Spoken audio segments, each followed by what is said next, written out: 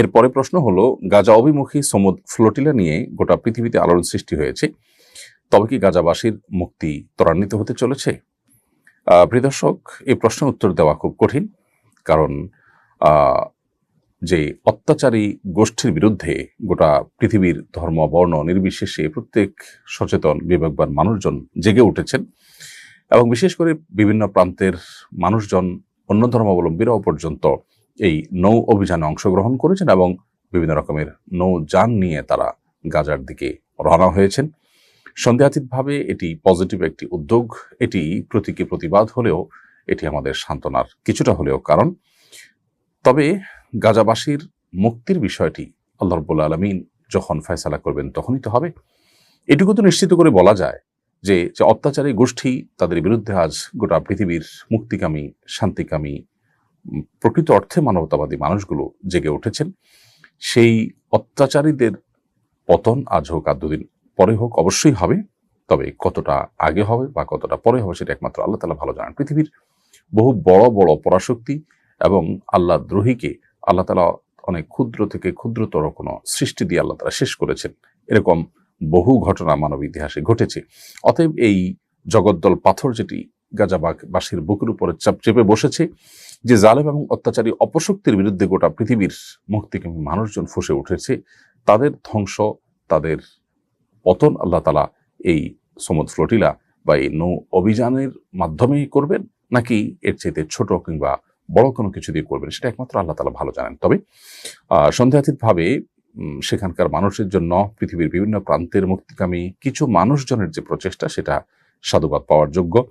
এবং এখান থেকে আরেকটি উপলব্ধি আমাদের হওয়া দরকার, সেটা হলো আমরা যারা নিজেদেরকে মুসলিম দাবি করছি, আমরা যে আসলে অনেক কিছুই অন্তত উদ্যোগ নিতে পারতাম, চেষ্টাটা অন্তত করতে পারতাম, এখান থেকে সেটা বোধ হয় নতুন করে আমাদের বোঝার সুযোগ হয়েছে। আল্লাহ তাআলা আমি সহ আমাদের সবাইকে আমাদের এই অক্ষমতার এই অচলায়তন এটা ভেঙে আল্লাহ তাআলা আমাদেরকে আমাদের সাধ্য অনুযায়ী যা করার আছে তার সর্বোচ্চটুকু করার তৌফিক দান করুন গাজাবাসীর মুক্তির জন্য। বিশেষ করে মুসলিম রাষ্ট্রপ্রধানগুলো, তারা তাদের যে দায়িত্বশীলতার জায়গা আছে সেখান থেকে তারা আরো অনেক কিছু করবার সুযোগ আছে, সেটি তাদের করার তৌফিক আল্লাহ তাআলা দান করুন। এবং সমুদ্র ফ্লোটিলার এই গাজাবাসীর জন্য যে তাদের প্রচেষ্টা এবং প্রতীকী প্রতিবাদ বা প্রতীকীভাবে হলেও তাদের পাশে দাঁড়াবার যে প্রচেষ্টা, এটাকে আল্লাহ তাআলা সাকসেস করুন, আমরা দোয়া করি।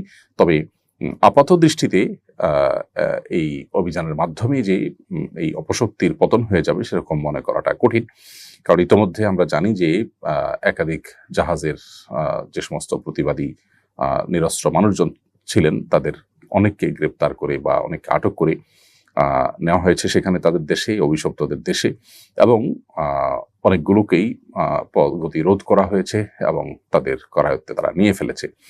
অতএব এখান থেকে খুব বেশি কিছু হয়তো হবে না, কিন্তু অন্তত আমরা যারা নিজেদেরকে মুসলিম দাবি করছি, মুসলিম বিশ্বের যে নেতারা আছে, তাদের বিবেকে অন্তত একটা আঘাত এই সমুদ্র ফ্লোটিলার মধ্য দিয়ে হলো, যে কিছুটা হলেও সাধারণ মানুষ চেষ্টা করতে পারে, এবং এটাকে সামনে রেখে আমাদের আরো পরিকল্পনা পৃথিবীর বিভিন্ন প্রান্ত থেকে মানুষজনের করা উচিত। আল্লাহ রাব্বুল আলামিন গাজাবাসীর মুক্তি ত্বরান্বিত করুন, আমরা সেই দোয়া রব্বে কারীমের কাছে নিবেদন করছি।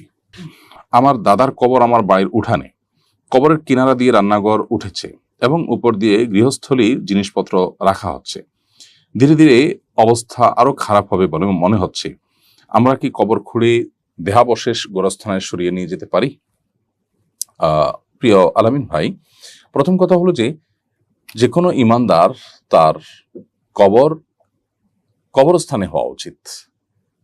সিঙ্গেল কোনো কবরস্থানের বাইরে আলাদা করে খুব মায়া করে, অনেক সময় ভালোবাসার কারণে আমরা নিজের বাড়ির উঠোনে বা আশেপাশে এমন কোথাও দেই যেখানে আসলে অন্যান্য মুসলমানদের সাধারণত কবর দেওয়া হয় না, যার কারণে সেখানে কবরের যে আলাদা করে সম্মান এবং মর্যাদা রক্ষা করা দরকার, সেটা রাখাটা কঠিন হয়ে যায়। এটা একটা মৌলিক বিষয় আমাদের সবসময় খেয়াল রাখা দরকার। দ্বিতীয়ত, আপনার মূল প্রশ্ন উত্তরে প্রবেশ করি, সেটা হলো বাড়ির উঠোন হোক আর অন্য কোথাও হোক, যদি কোথাও কারোর কবর থাকে, তাহলে সেক্ষেত্রে মৌলিকভাবে মানুষ জীবিত অবস্থা যেরকম মর্যাদা এবং সম্মান এর হকদার, মৃত্যুর পরও মানুষের লাশ বা দেহাবশেষ যেখানে থাকুক না কেন, যে অবস্থা থাকুক না কেন, মাটির নিচে কবরস্থ করে রাখা হলে সেই কবরের জায়গাটা, সেখানেও সম্মান প্রদর্শন করতে হয় বা সম্মান হানি হতে পারে এমন কোনো কাজ থেকে বিরত থাকতে হয়। অতএব এই জন্য মৃত ব্যক্তির কবরের উপরে ভাবে ঘর নির্মাণ করা, জিনিসপত্র রাখা, কবর হিসাবে সেটাকে যে আলাদা করে চিহ্নিত করে রাখা, যে মানুষ দেখে বুঝবে এটা কবর, সেখানে সালাম পেশ করবে, সেরকম চিহ্ন মুছে ফেলা, কিংবা সেটার উপরে র্যান্ডম অন্যান্য কাজকর্ম করা, জিনিসপত্র যেমন রাখা হচ্ছে আপনি যেমনটি বললেন, এটা অনুচিত কাজ। এটা কবরের প্রতি কিছুটা হলেও অসম্মানের শামিল।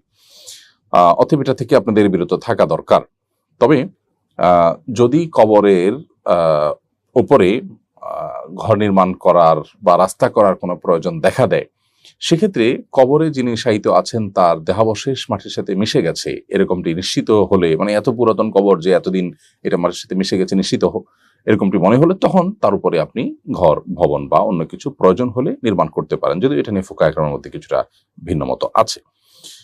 আর এরকম অজুহাতে, অর্থাৎ আপনি সেখানে জিনিসপত্র রাখছেন এবং কিছুটা অসম্মান হচ্ছে, শুধুমাত্র এটুকু অজুহাতে তার লাশকে, আপনি ধ্বংসাবশেষকে, কবরের লাশের অবশিষ্ট অংশ যেটাই আছে কবরে, সেটাকে কবরস্থানে নিয়ে আলাদা স্থানান্তর করবেন, সেটা আপনি করতে পারবেন না। হ্যাঁ, এটা করা যাবে তখনই যদি সেই জায়গাটা অন্য কারোর হয়, অর্থাৎ কবর দেওয়া হয়েছে যার উঠানে, তিনি আসলে অন্য কেউ, তার অনুমতি নেওয়া হয়নি কোনো কারণে, এখন তার দাবির ইস্যুটি চলে এসছে, এরকম হলে তখন সেখান থেকে আপনি লাশ হস্তান্তর করে কবরস্থানে দাফন করবেন। অর্থাৎ একজন মানুষ মারা যাওয়ার পর কবরস্থ করা হয়েছে, তাকে দাফন করা হয়েছে, এরপর ঠিক গ্রহণযোগ্য এবং যথাযোগ্য কারণ ছাড়া তার লাশ তুলে যেখানে সেখানে স্থানান্তর করা বা লাশ তোলাতুলি করা, এই বিষয়গুলো অনেকটা মুর্দার সাথে অবমাননাকর আচরণ।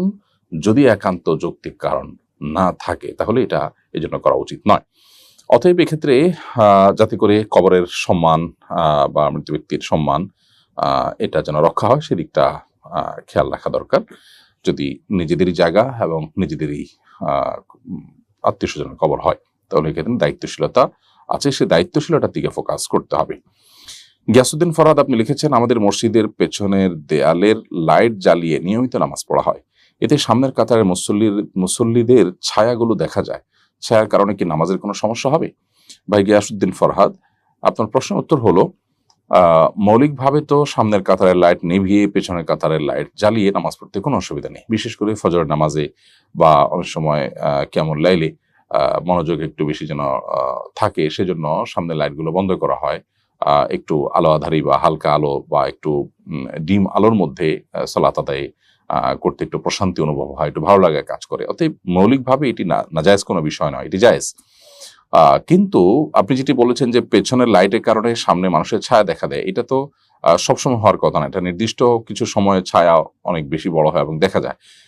যেটাই হোক না কেন, যদি নামাজি ব্যক্তির ছায়া অনেক বেশি স্পষ্ট দেখা যায় কাতারে এবং সেটার কারণে নামাজিদের মনোযোগে ব্যাঘাত সৃষ্টি হয়, তাহলে সেক্ষেত্রে এটা অবশ্যই অ্যাভয়েড করতে হবে।